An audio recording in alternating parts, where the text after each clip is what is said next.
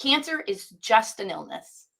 And I know it sounds really bad to say it that way.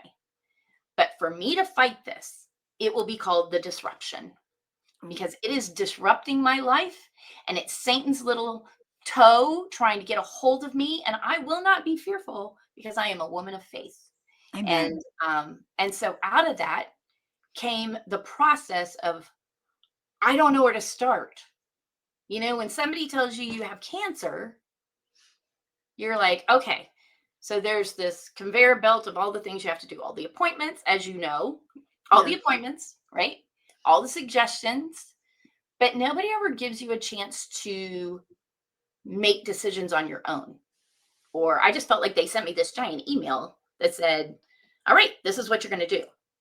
Mm. And I was like, my whole life, I have participated in how my body works and what functions for me and how I have a lot of allergies. My mom brought me and my brother up my mom's an herbologist. Oh, So she brought us up with the belief that food heals. So we have always eaten very, clean diets, that nice. kind of thing. So yeah, out of this came a book. This journey led me to all I want is a Reader's Digest version of some of the questions I need to ask and some of the things I need to decide to do in order to go through this disruption. And Wow. so So did you take the holistic route over the traditional route with your mom being a neurologist? And well, I would have. So here's the thing with stage 1, they literally were able to remove the cancerous section of my colon. So I had the surgery.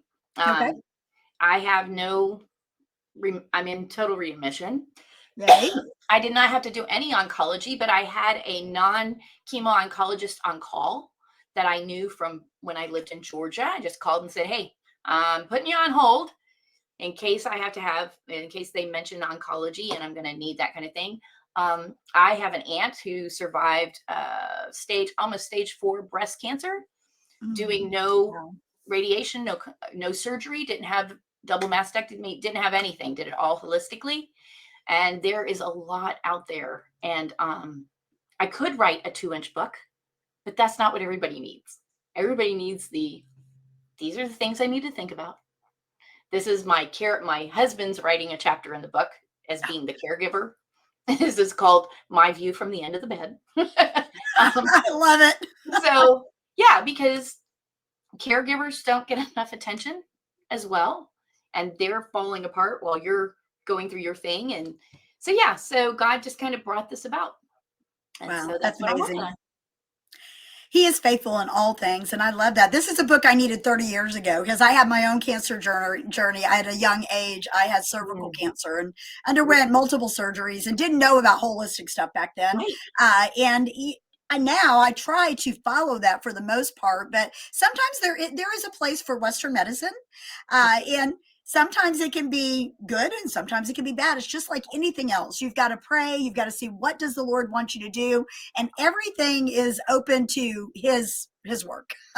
Exactly. Surrendering it to him and so forth. But, it's interesting that you mentioned the caretaker because my sister was the caretaker for my mother, and she was dying of cancer when I was diagnosed. And you talk about a spirit of fear. I mean, it was intense, and I wasn't serving the Lord. I thought I was a Christian, but I wasn't serving the Lord. So it was a very difficult time for me over the course of it. Was like a 3-year process for me to really get through it all. But praise be to God, I'm cancer free now, and I plan on staying that way. But